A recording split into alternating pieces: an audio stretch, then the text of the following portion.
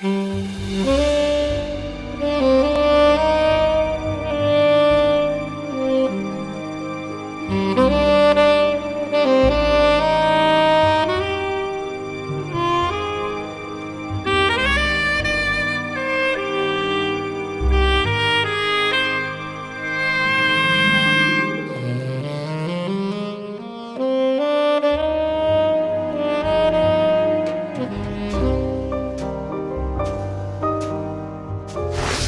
am Nathaniel P Hoot-Whistle, son.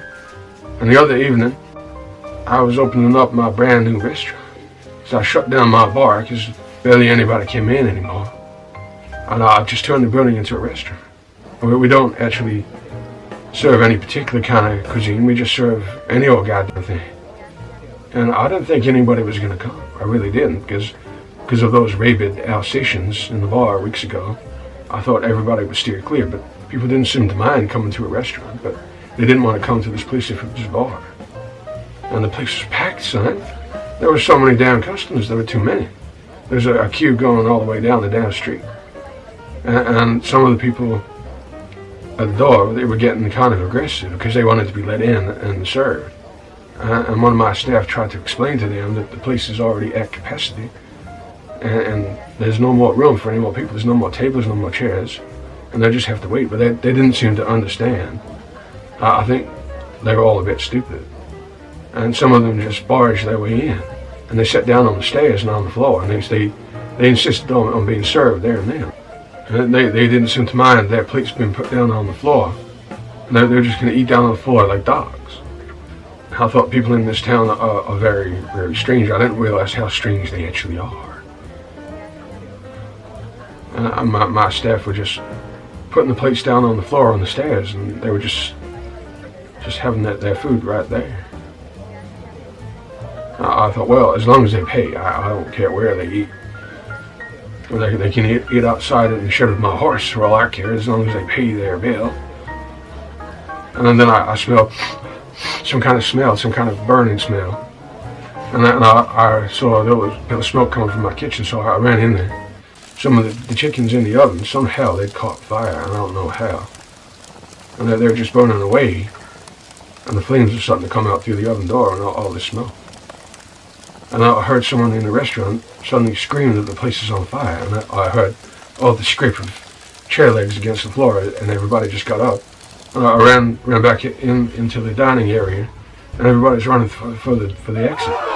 So I just leaped across the room, and I stood in front of the door, and I slammed it shut.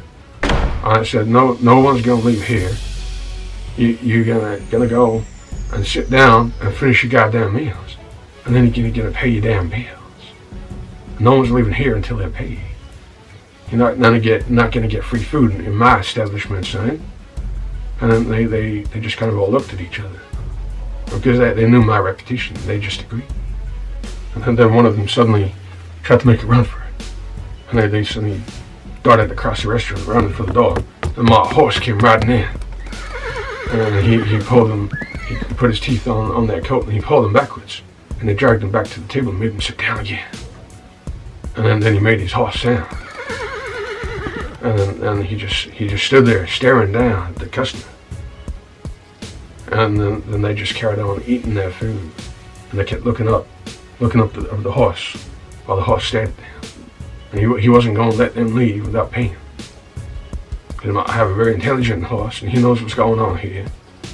And he knows that I'm trying to run a new business, and he's helping me out.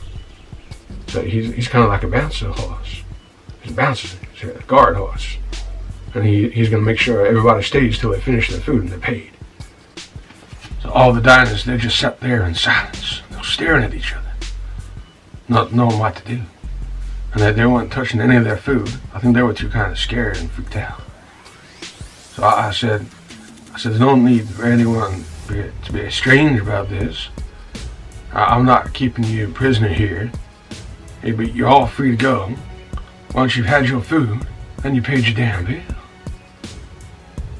And they didn't move. They didn't do a damn thing. And then this couple over in the corner, they started to cry. What they crying for, son? I done nothing wrong. I don't know why they're just sitting there crying, not eating their food. So I looked at my horse, and I gave a nod. And my horse just slowly walked over to that couple, and he stared them down. He just stared right into their eyes, and they were shaking with fear. And they didn't know what the horse was going to do to them. And I said, my horse wants you to eat your food. He wants you to eat right now. And they just thought about it for a while, and they looked at each other, and they looked back at the horse, and then they began to eat. But they were shaking as they ate their food. And then I said, my horse is pleased now. My horse is pleased that you're enjoying your meal. But my horse wants you to smile. He wants you to smile while you eat. So they put on these false grins as they ate their food. And my horse, he seemed pleased. And then he walked over to the fireplace. And I just kind of stood there waiting. I said to everybody, does my horse have to come and make everybody eat? Does he have to come and stare everybody down? And then all at once, everybody picked up their knives and forks, and they started to eat away at their food. They started to enjoy their meal. And I reminded them that they've all got to smile. I want this to be a happy, smiling, relaxed atmosphere restaurant. I don't want people to be all tense when they come in here. I want them to eat their food. I want them to smile.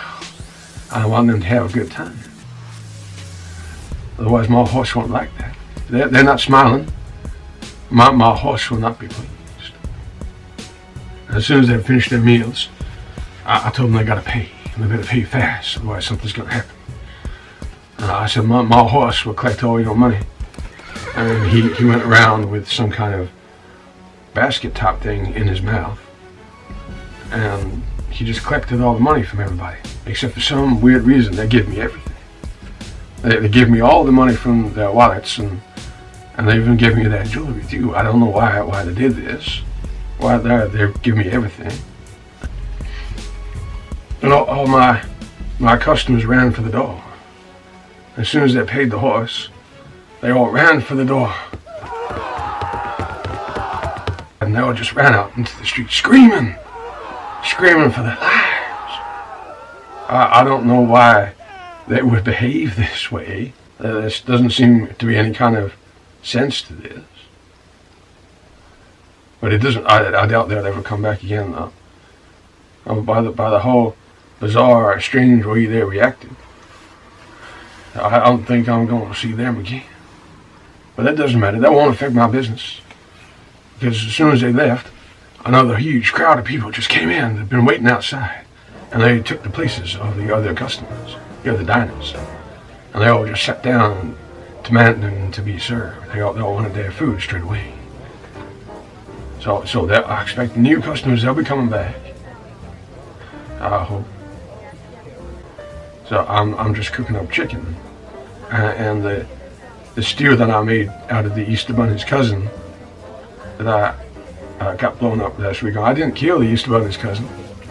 So he got blown up by a trick cigar that the Easter Bunny left for me when he tried to kill me back at Easter.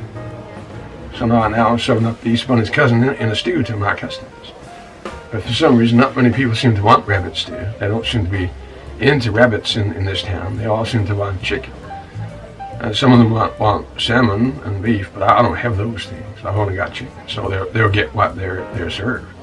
No matter what they ask for, I'm just going to give them whatever's in my fridge until I work out some kind of menu. That they'll get rabbit stew or they'll get chicken. And everything seems to be going smoothly again, like it was earlier. And then somebody started to complain. They said they don't like this weird substance that I've put in front of them. They wanted to know what it was, so I told them it was rabbit stew. And they said that they don't like rabbit, and they've never eaten rabbit before, and it's the first time they tried it and they don't like it, and they want to send it back to the kitchen. I said, you son of a bitch, you aren't going to send back my rabbit stew to the kitchen. he'll go and eat that rabbit stew, son, or something's gonna happen. And it's not a good idea to upset me or my horse. My horse walked over and he looked at this guy. But this guy wasn't intimidated by the horse like the other people were. He didn't seem to care. I don't think he was all there. So he seemed a little bit unusual. And then he suddenly pulled a gun out of his jacket and he jumped up, pointing the gun at everybody in the restaurant. And they all started scream, scream. And he said that everybody is being robbed. He's going to take everything that everyone's got. He wants their money, he wants their credit cards, he wants their jewelry. And he saw the big basket of money on the table that the horses collected from everybody. And he said he's having that too. He grabbed hold of that basket of money and he was going to make for the door. He was suddenly unconscious because my horse went over to him and he headbutted this guy. And the guy just fell to the floor out cold. And my horse grabbed hold of him in his teeth and he dragged him across the restaurant floor and out into the garden to his shed. And he was never seen again. So I don't know what my horse did with that guy. I don't know if he ate him or he just took him somewhere and buried him. I don't know. I never found out. I don't think I ever will. I expected everyone to leave screaming, but this group of diners, they seem to be made of stronger stuff. And they didn't seem to mind what just happened, and they just carried on eating their food as if it never happened. I thought that's the kind of diners I need, the kind of customers I need in this place. Customers with a thick exterior and a strong heart and lots of courage. So no matter what happens, what kind of crazy crap happens in my restaurant, they just carry on sitting there eating their food and pay their bill and then get lost so the next people can come in. And then something happened that I didn't expect. So soon after opening my restaurant, some guy walks in and he said he's the health inspector. And he wants to see if everything meets the standards that are expected of a restaurant. And before I could say anything, he just marched into my kitchen. I followed him, and my horse came too. And he just looked around at everything, and he said that everything was wrong. And he's going to have to shut the place down until I make lots of improvements. And he turned around and he saw the horse. And he was wide-eyed. He didn't expect to see a horse standing there in front of him in a kitchen. And he said, "You cannot have a horse in a restaurant. It's unhygienic." I said, "You son of a bitch, how dare you insult my horse? My horse is a clean, hygienic horse. He washes himself every day. He gets hold of a bucket of water and he washes himself. And he's more hygienic than some humans." And the health inspector said he's going to shut me down right now. So but my horse, he didn't like this. He didn't like the sound of this at all, because he enjoys being the bouncer of this place. And if the other place gets shut down, then my horse will just be going back to his shed to do nothing. And he didn't want that. So he just grabbed hold of the health inspector in his teeth, and he dragged him out into the garden too and took him to his shed. And that health inspector was never seen again. And so far, there hasn't been any other health inspector show up to replace that guy or investigate why that guy never came back. Maybe he wasn't really a health inspector. Maybe he was some kind of chancer and he was just coming here to try and scam me, pretending he was a health inspector. Either way, my horse took care of him. And that was my problem solved. And then I thought maybe everything would be okay now. There won't be any more problems. And then somebody called me over and they said that the wine wasn't good enough. They were expecting a certain kind of wine to be served to them, and they wanted it to be of a certain vintage. They wanted the expensive wine. And I said, "Son, we don't have any kind of expensive wine in here right now, but we may do in the future." And he said it wasn't good enough. It wasn't good enough for him. And he said that he's used to a finer kind of an establishment to dine in, and he's only in here because he was traveling through town and he was very hungry, so he saw this place and decided to come here. He's not usually the kind of person to lower himself. to come and eat in this kind of place. And he said, this is a place where scum come and have their dinner. You know what I did? I got hold of his wine and I threw it in his face. And then I got hold of the whole bottle of wine. And then I poured it over his head and all down his clothes and into his lap. And he was not pleased. And he demanded an apology. And I said, so, son, you're not going to get any kind of apology from me. You just insulted my restaurant. And you've just insulted all of my diners. And I said, you should be begging for forgiveness, son. Otherwise my horse is going to do something to you. My horse doesn't like it if my customers get insulted. If you insult this place, you're insulting my horse, and he won't like that. And here he comes now. And I heard my horse, I think he was listening from the garden. And he started marching in and coming towards this guy, and this guy started freaking out. And he got up away from the chair, and he started backing towards the door. And my horse wasn't going to have any of that, and all of a sudden, the horse just came in closer and closer to this guy slowly, and this guy started to scream.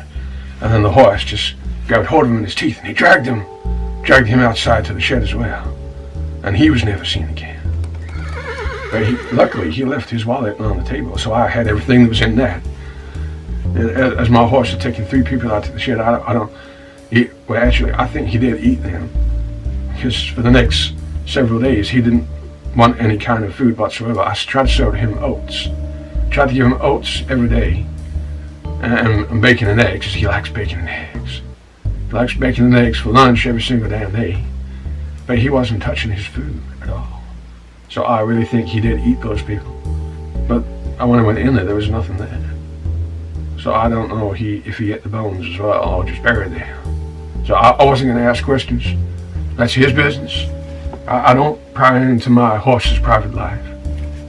Once again, my diners weren't bothered by the disturbance. They just carried on eating their food. Then I just had this really warm, wonderful feeling that everything was going to work out just right. And I think my business is going to be a success. I think the restaurant is going to be far more successful than the bar ever was. So I think I'm going to enjoy owning a restaurant. I really